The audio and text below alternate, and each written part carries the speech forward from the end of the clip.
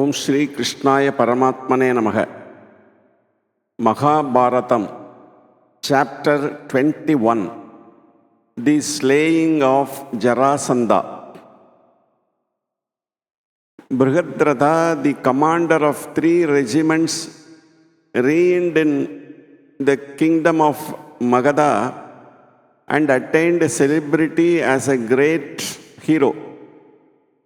He married the twin daughters of the Raja of Kashi and vowed to them that he would not show any partiality to either.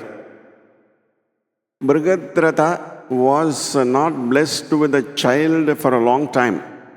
When he became old, he handed over his kingdom to his ministers, went to the forest with his 2 wives and engaged himself in austerities. He went to sage Kaushika of the Gautama family with a sorrowful longing for children in his heart. And when the sage was moved with the pity and asked him what he wanted, he answered, "I am childless and have come to forest giving up my kingdom. Give me children." The sage was filled with compassion, and even as he was thinking how to help the king, a mango fruit fell into his lap. He took it and gave it to the king with this blessing, "Take it, your wish will be fulfilled." The king cut the fruit into 2 halves and gave one to each wife. He did so to keep his vow not to show partiality to either. Sometime after they had partaken of the fruit, the wives became pregnant. The delivery took place in due course, but instead of bringing the expected joy, it plunged them into greater grief than before. For they each gave birth to but a half of a child. Each half was a monstrous birth which seemed a revolting lump. They were indeed 2 equal and complementary portions of one baby, consisting of 1 eye, 1 leg, half a face, 1 ear, and so on. Seized with the grief, they commanded their attendants to tie the gruesome pieces in a cloth and cast them away. The attendants did as they were instructed and threw the cloth bundle on a heap of refuse in the street. A cannibal Rakshasi chanced upon that place. She was elated at seeing the 2 pieces of flesh, and as she gathered them up both at once, accidentally the halves came together the right way. And they at once adhered together and changed into a whole living child, perfect in every detail. The surprised Rakshasi did not wish to kill the child. She took on the guise of a beautiful woman and going to the king, presented the child to him, saying, "This is your child." The king was immensely delighted and handed it over to the 2 wives. This child became known as Jarasandha. He grew up into a man of immense physical strength, but his body had one weakness, namely, that being made up by the fusion of 2 separate parts. It could be split again into 2 if sufficient force were used. This interesting story embodies the important truth that 2 sounded parts joined together will still remain weak, with a tendency to split. When the conquest and slaying of Jarasandha had been resolved upon, Sri Krishna said, "Hamsa, Hidimbika, Kamsa, and other allies of Jarasandha are no more. Now that he is isolated, this is the right time to kill him. It is useless to fight with the armies. He must be provoked to a single combat and slain. According to the code of honor of those days, a Kshatriya had to accept the challenge to a duel, whether with or without weapons. The later sort was a fight to the death with weighted gauntlets or a wrestling to the death in catch as catch can style. This was the Kshatriya tradition to which Krishna and Pandavas had recourse for slaying Jarasandha.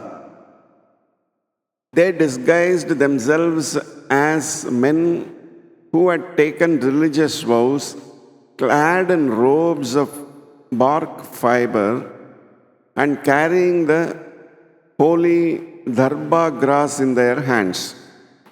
Thus, they entered the kingdom of Magadha and arrived at the capital of Jarasandha. Jarasandha was disturbed by portents of ill omen.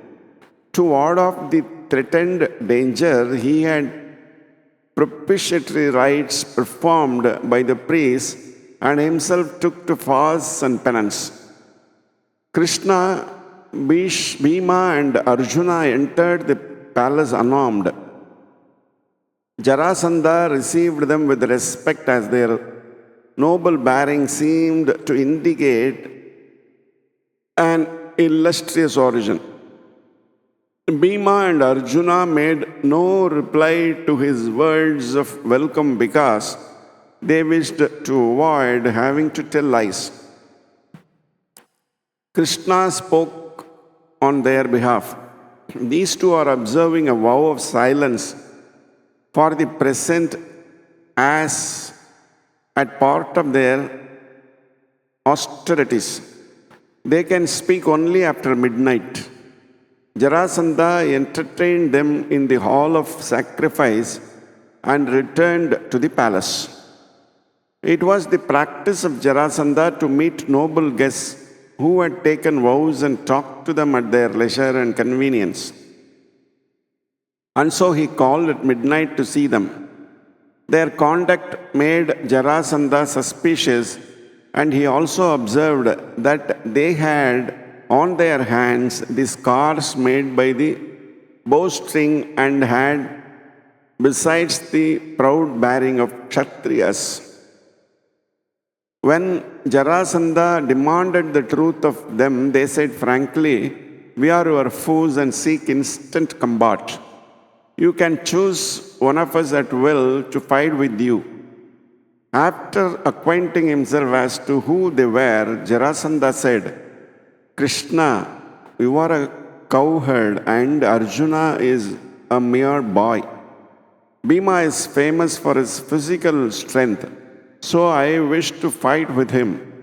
Since Bhima was unarmed, Jarasandha chivalrously agreed to fight him without weapons.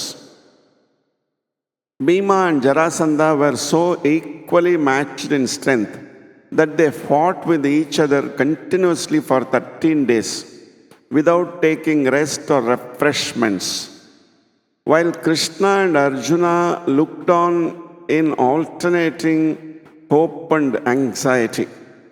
On the 14th day, Jarasandha showed signs of exhaustion, and Krishna prompted Bhima that the time had come to make an end of him. At once Bhima lifted him and whirling him round and round 100 times, dashed him to the earth and seizing his legs, tore his body asunder into two halves. And Bhima roared in exultation. The two halves at once joined, and Jarasandha, thus made whole, leapt up into vigorous life and again attacked Bhima. Bhima, aghast at the sight, was at a loss as to what to do. When he saw Krishna pick up a straw, tear it into two, and cast the bits in opposite directions, Bhima took the hint, and when once again he tore Jarasandha asunder, he threw the two portions in opposite directions. so that they could not come together and join. Thus did Jarasandha meet his end. The captive princes were released, and Jarasandha's son was crowned king of Magadha. And Krishna, Bhima, and Arjuna returned to Indraprastha. With Jarasandha gone, the way was now clear for the Rajasuya, which the Pandavas performed with great pomp and splendor. Yudhishthira assumed the title of emperor. The celebrations were marred by only one incident. Towards the close of the festive celebrations, at the time of paying the first honor, Sisupala behaved disrespectfully in the assembly of princes and provoked a fight with Krishna in which he was slain. The story is told in the next chapter. With this, the chapter 21 comes to an end. Om Namo Bhagavate Vasudevaya.